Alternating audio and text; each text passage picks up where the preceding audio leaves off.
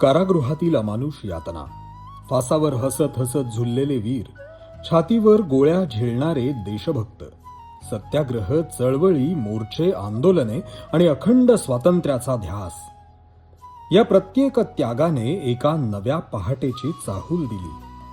आणि 15 ऑगस्ट 1947 तो ऐतिहासिक दिवस उजाडला.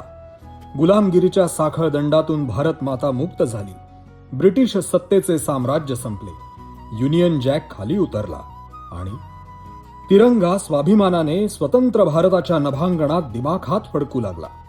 तो केवळ ध्वज नव्हता, तो होता कोट्यावधी भारतीयांच्या स्वप्नांचा विजय, असंख्य हुतात्म्यांच्या बलिदानाचा सन्मान आणि स्वतंत्र भारताच्या नव्या पर्वाची सुरुवात.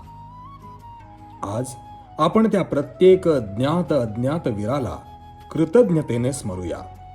त्यांनी दिलेले स्वातंत्र्य, त्यांनी जपलेली राष्ट्रभक्ती आणि त्यांनी दाखवलेला त्यागाचा मार्ग पुढील पिढीपर्यंत अभिमानानं पोहोचवूया. एकजूट, कर्तव्य आणि राष्ट्रप्रेम यांच्या बळावर विकसित, सक्षम आणि आत्मनिर्भर भारत घडवण्याचा संकल्प करूया. समस्त भारतीयांना स्वातंत्र्य दिनाच्या मनपूर्वक हार्दिक शुभेच्छा. भारत माता की जय.